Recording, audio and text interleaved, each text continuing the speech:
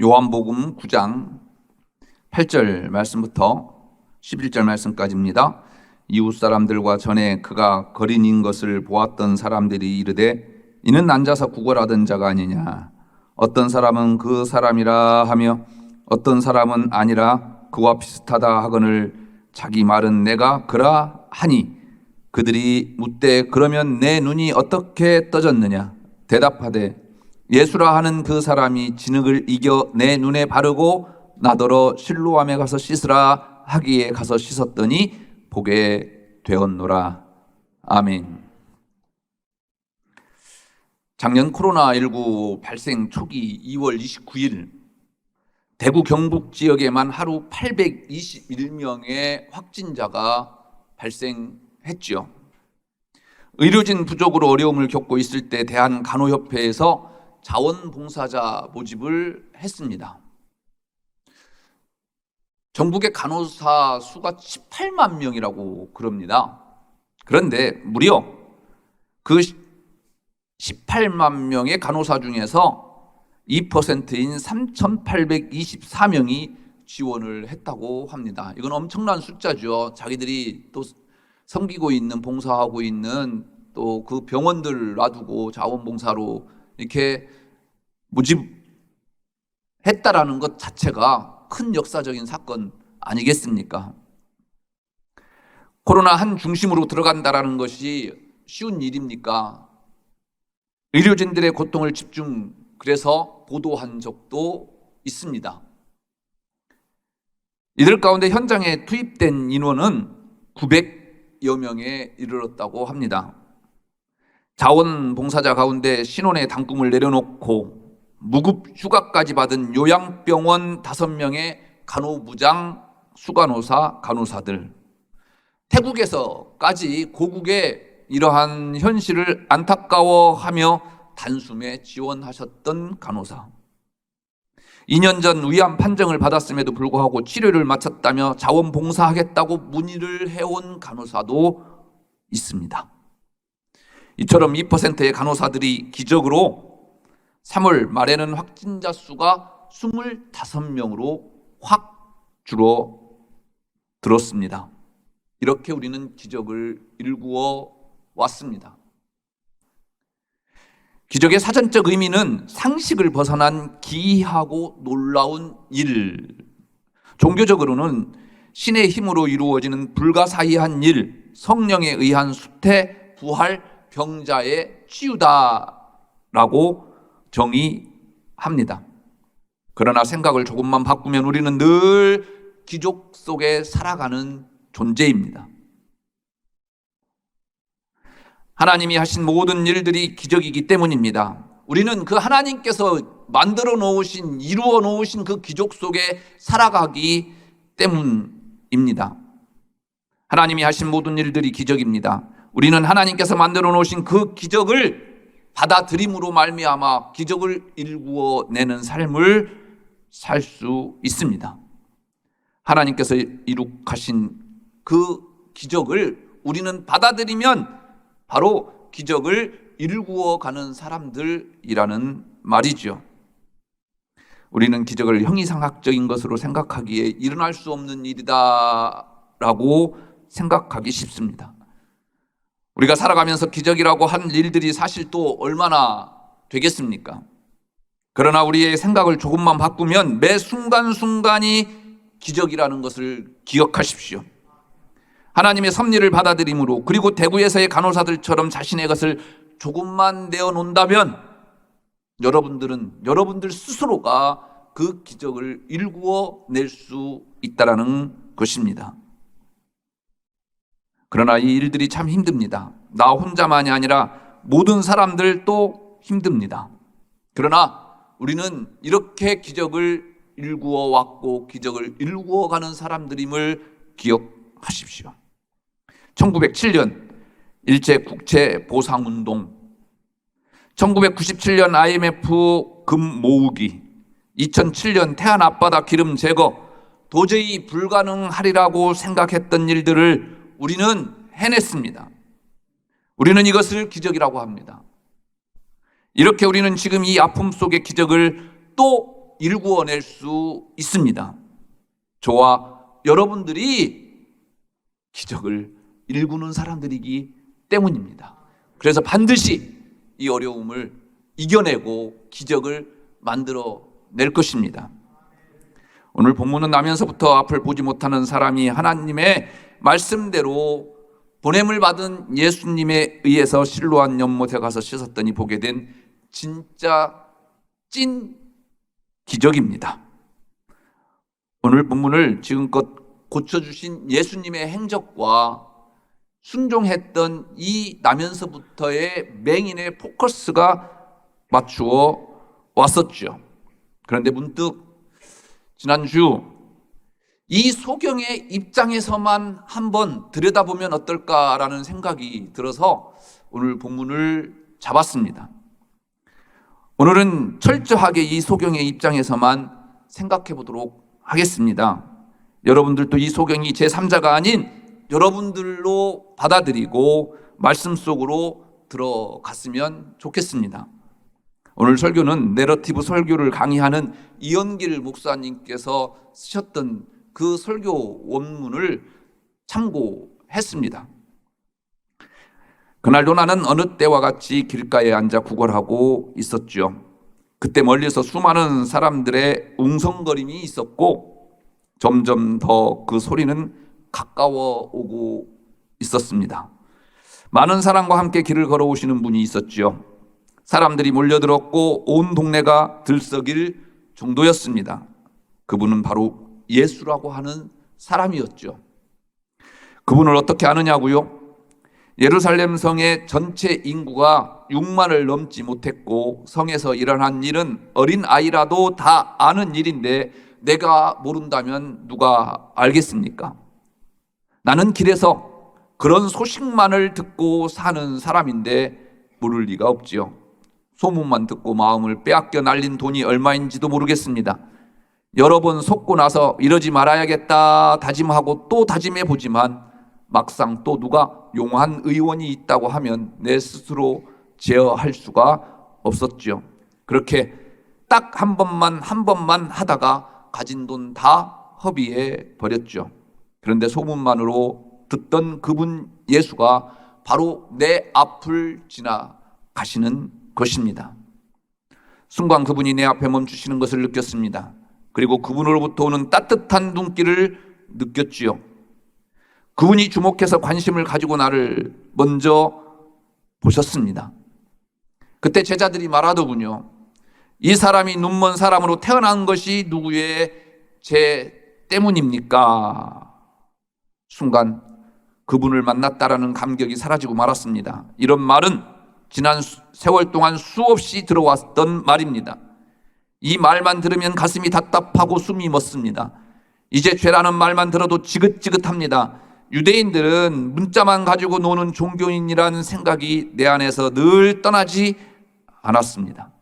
자기들은 어떻게 사는지 내가 나면서부터 볼 수 없어서 모르겠습니다마는 말끝마다 율법이 어떻고 자기들은 너무나 거룩한 척합니다.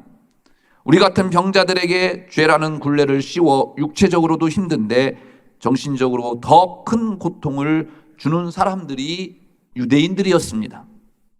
한마디로 밥 마신 사람들이 유대인들입니다. 유대인들은 우리를 상대하지 않지만 우리는 속으로 그들을 저주합니다. 그런데 예수님의 대답은 나를 놀라게 했습니다. 평생 한 번도 들어본 적이 없는 청천벽력과 같은 소리였습니다. 그에게서 하나님의 하시는 일을 나타내고자 함이라. 그분은 전혀 다른 나라에서 온 분이었습니다. 나 같은 사람을 통해서 하나님께서 일하신다라는 것입니다. 어떻게 나 같은 사람에게 하나님이 관심을 가질 수가 있습니까?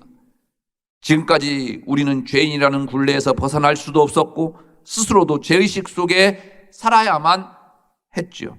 그런데 이런 우리에게 하나님께서 일하신다? 순간 나는 지금껏 살아온 세상이 아니라 전혀 다른 세상에 서 있다라는 느낌을 받았습니다. 그래서 그분에게 더욱 끌리게 되었습니다.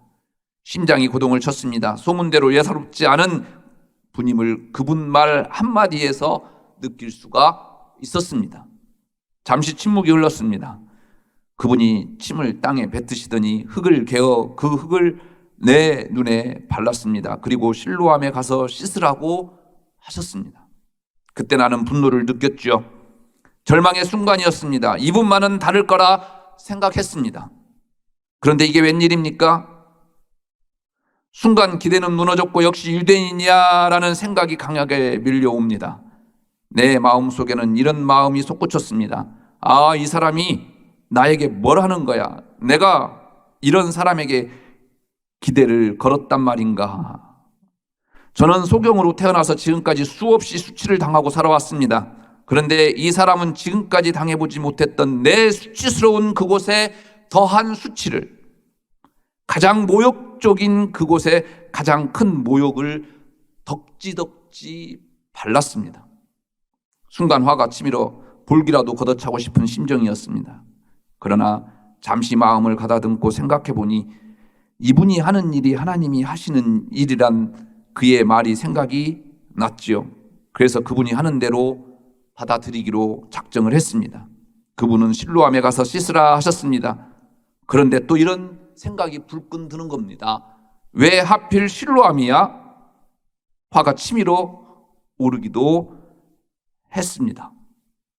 실로암은 예루살렘에서 300m쯤 떨어진 기드론 골짜기 맨 끝에 있는 깊이가 100m나 넘는 곳입니다.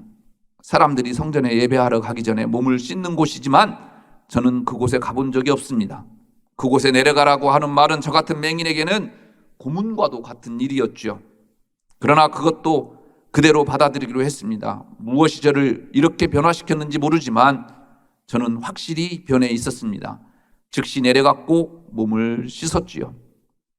실로암에서 몸을 씻으면서 참 이상하다는 생각이 들었습니다. 그분은 자신을 보냄을 받은 자라 분명히 말씀했지요. 그런데 실로암이라고 하는 뜻은 보냄을 받았다라는 뜻이거든요. 무언가 이상하지 않습니까? 실로암이 보냄을 받은 자라고 하면 실로암에 나를 보내신 그분이 바로 예수님이시잖아요. 그렇다면 실로암이 곧 예수님이고 곧 나라는 이야기입니다. 그분이 나를 실로암에서 씻으라 하신 것은 예수 안에서 정결하게 씻으라는 말이고 예수 안에 잠기라는 말이었습니다. 하나님은 그분을 세상에 보내셨고 그분은 나를 실로암으로 보내셨습니다. 나는 또 씻고 또 씻었지요. 과거의 모든 죄, 때처럼 덕지덕지 묻어있는 죄들을 다 씻어내는 그 마음으로 씻고 또 씻었습니다. 그리고 예수님에게 푹 안기듯이 물에 잠기기도 했지요. 그러자 갑자기 눈이 떠졌습니다. 저는 즉시 그분을 찾아갔습니다. 그분은 거기에 계시지 않았습니다. 대신 많은 사람들이 나의 결과를 보려고 기다리는 듯 몰려 있었습니다. 그런데 더 놀라운 것은 그 사람들이 나를 알아보지 못했다라는 점입니다. 그도 그럴 것이 눈 감고 사는 내 모습과 눈 뜬 내 모습과는 천지 차이였겠지요. 그런데 그 중에 어떤 이들이 나를 알아보고는 어떻게 눈을 뜨게 되었는지 묻기도 했습니다. 그런데 알고 보니까 그들은 내가 눈을 뜬 사실보다는 나를 올무삼아 그분을 고소하려는 것이었습니다. 그들은 궁금하지도 않은가 봅니다. 내가 어떻게 그분을 믿게 되었고 내가 어떻게 눈이 떠졌는지를 말입니다. 제가 무슨 말을 더 할 수 있겠어요? 그러나 분명한 것은 평생 한 번도 본 적이 없었는데 그러나 지금은 볼 수 있다는 것입니다. 이게 세상에서 가능한 일입니까? 저도 유명하다는 의사는 다 만나보았습니다. 돈도 많이 허비했습니다. 그러나 들려온 말은 불가능하다는 것뿐이었습니다. 그러나 예수님은 다 가능하다고 하시지 않습니까? 내가 특별히 한 것 없습니다. 다만 그분의 말씀대로 실로암에 가라 해서 갔을 뿐이고 씻으라 해서 씻었을 뿐입니다. 그런데 이게 웬일입니까? 내 앞에 뭔가 보입니다. 움직입니다. 그분을 만난 이후로 저는 제 등과 가슴에 이런 말을 새기고 살고 있습니다. 저는 나면서 맹인이었습니다.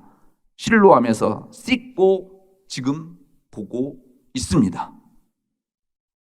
나면서 맹인이었던 이 사람, 예수님을 만나 실로암에 보냄을 받았습니다. 이 사람만 보냄을 받았습니까? 저도 보냄을 받았고 여러분들도 보냄을 받았음을 기억하십시오. 저와 여러분들 모두 하나님의 보냄을 받은 사람들입니다. 그래서 실로암에 가야만 합니다. 그곳에서 예수님의 표적을 보여내야만 하는 것입니다. 우리 그리스도인의 삶은요, 주님께서 보여주셨던 것처럼 기적을 일구어내야만 하는 삶이 저와 여러분들의 삶임을 기억하십시오. 몇 주 전 한 집사님이 찾아오셨어요. 국가에서 재난지원금을 소상공인들에게 나누어 주었는데 자기가 생각했던 것보다도 훨씬 많이 입금이 됐더랍니다. 그래서 세금이라든가 또 이것저것 반을 그 돈으로 냈는데 반이 남았다고 그 반을 다 가지고 제게 오셨어요. 본인은 나름대로 가게를 잘 운영할 수 있는데 저보다도 정말 어려운 사람들이 많이 있는 것 같습니다. 상가들 문 열지도 못한 분들도 있고 어떻게 살아야 할지 앞이 막막한 분들이 많이 있는 것 같습니다. 목사님이 그분들 찾아내서 드렸으면 좋겠습니다. 그래요. 이런 일이 이분에게 한두 번도 아니었죠. 그래서 우리 교회 청년들 2명 가운데 장학금을 줬습니다. 그리고 나서 누구누구에게 이렇게 줬습니다 라고 집사님에게 전화를 드렸죠. 그리고 감사의 인사를 드렸는데요, 뭐라고 하냐면 집사님이 오히려 고맙대요. 감사하대요. 제 돈을 그렇게 써주셔서. 어떻게 이럴 수가 있어요? 어떻게 이런 생각을 할 수 있느냐고 제가 아내한테 반문했어요. 기적이 무엇이겠습니까? 이런 분들이 기적을 만들어내는 사람들 아니겠습니까? 기적을 일구어내는 사람들 아니겠습니까? 누가 천사겠습니까? 천사가 따로 있겠습니까? 오늘 이 자리에 앉아있는 여러분들이 천사고 이런 분들이 천사 아니겠습니까? 우리 교회에는 이런 분들이 참 많습니다. 어제도 다비다 봉사회에서요, 주변에 계시는 여러 어려운 이웃들을 위해서 봉사하고 계셨습니다. 수시로 이분들은 반찬을 만들어서 떡을 또 여러 가지 드실 것들을 만들어서 가가호호 방문하면서 나누어 드리기도 하고요. 또 날씨 좋을 때는 밖에 나오지 못하시는 분들 모셔다가 또 바람도 쐬 드립니다. 교회 예산으로 하는 것이 아닙니다. 회원들이 회비를 모아서 그 돈으로 이런 일들을 해내십니다. 한 주일 동안 힘들게 직장 생활 하십니다. 주일은 교회에서 나와서 봉사하시고 토요일이라도 좀 쉬셔야 하는데 교회 나오셔서 온종일, 어제도 밤늦게까지 김치 담그시고 나누어 드리고 가십니다. 저는 목회를 하면서 종종 많은 분들에게 감동을 받습니다. 목사인 제가 여러분들에게 감동을 드려야 하는데 오히려 제가 감동을 받아서 목회합니다. 무엇이 기적일까요? 상상할 수 없는 일들이 나에게 일어나는 것이 기적이 아니라 지금 제가 보고 있는 여러분들이 기적 덩어리인 것을 기억하십시오. 며칠 전 아버님께 전화를 드렸는데 버럭 화를 내시고 왜 임마! 그러더니 끊어요. 또 궁금하니까 또 바로 이어서 전화를 드렸죠. 그랬더니 곧 죽어가시는 목소리로 그렇게 쩌렁쩌렁했던 첫 번째 전화에도 불구하고 나 힘없어. 전화 받을 힘도 없다. 그러고 딱 끊어요. 얼마나 또 궁금해요. 몇 주 전에 허리가 아프시다고 해서 전신 마취를 하셔서 또 허리 시술을 받으셨어요. 올해 90살인데 참 대단하지 않아요? 아멘이에요. 그러니까 전신 마취하고 수술 받고 나오시니까 당연히 밥맛이 없죠. 지난 주일 일부 예배 끝나고 제가 늘 전화를 드리는데 제 전화를 또 기다리시니까 전화를 드렸더니 3일 동안 식사를 못 하셨다고 해서 밥맛도 없고 그런다고 그렇게 하셔요. 그래서 주일 예배 끝나고 또 저녁에 아내하고 같이 가서 식사 사드리고 왔어요. 그런데 이제 아버님께서 밥맛이 없으시다고 하니까 늘 이제 홍어를 사갖고 오는 누님이 있어요. 그 누님에게 바로 아버님 옆에 사는 제 바로 위에 형님에게 걔한테 전화해서 홍어 좀 부치라고 해라, 사갖고 와라 라고 보고 싶어서 그러시겠죠. 택배로 보내라는 게 아니라 한번 찾아와라 라는 이야기겠죠. 근데 거기에다 대고 제 형님이 아버지에게 그랬답니다. 왜 자꾸 자식들에게 부담스럽게 뭐 사갖고 와라, 뭐 사달라 그러시냐. 아버지가 직접 잡수시고 사 입어라. 그렇게 해서 화가 나셨던 모양이에요. 그래서 제가 이제 큰 누님에게 제가 다음 주에 갈 테니까 누님이 한번 가봐라 라고 했는데 그날 가셨더라고요. 그런데 그 누님에게 지금까지 서운했던 말을 다 하는 거예요. 내가 새끼들이 몇 명인데 세 새끼 아들놈의 새끼들이 한 번 내가 수술했는데 집으로 가자고는 놈이 하나도 없더라. 딸들은 딸들이지만 어떻게 아들놈들이 그럴 수가 있겠느냐 그러시는 거예요. 제가 퇴원하실 때 제가 가서 퇴원 시켜드리면서 우리 집으로 먼저 모시고 오려고 그랬거든요. 그런데 괜찮다고 빨리 가라는 거예요. 분명히 그렇게 해놓고 화를 내시는 거예요. 그리고 투정을 부리시는 거예요. 그래도 저는 그 전화 받고요 행복했어요. 아버지가 살아계셔서 투정이라도 부릴 수 있고 들을 수 있다라는 것이요 행복 아니겠어요? 감사 아니겠어요? 아버지들만 어머니들만 아멘하고 자식들은 아멘 하나도 안 하시네. 아버님이 천안에 사시는데 일주일에 한두 번 종로에 저보다 더 많이 가셔요. 친구들 만나셔서 그곳에서 점심 드시고 가셔요. 90세 아버지가 이렇게 건강하시고 또 투정을 부리는 모습이 기적 아니겠어요? 아닙니까? 기적은 여러분들 기억하십시오. 일어나는 것이 아닙니다. 이미 기적은 일어나 있어요. 그 기적을 우리가 받아들이면 우리는 그 기적을 일구는 사람이 되는 겁니다. 이미 하나님은 많은 기적을 우리를 위해서 일구어 놓으셨습니다. 마치 소경을 위해서 실로암 연못을 준비해 놓으셨던 것처럼 그렇다면 우리는 그 실로암에 들어가기만 하면 돼요. 씻으면 돼요. 그리고 눈만 뜨면 되는 것입니다. 바로 여러분들의 삶의 자리가 실로암임을 기억하십시오. 그곳에서 기적을 일구어 내시기 바랍니다. 그래서 하나님이 하나님임을 드러내십시오. 우리는 기적을 일구어 내는 사람들이기 때문입니다. 기도하겠습니다.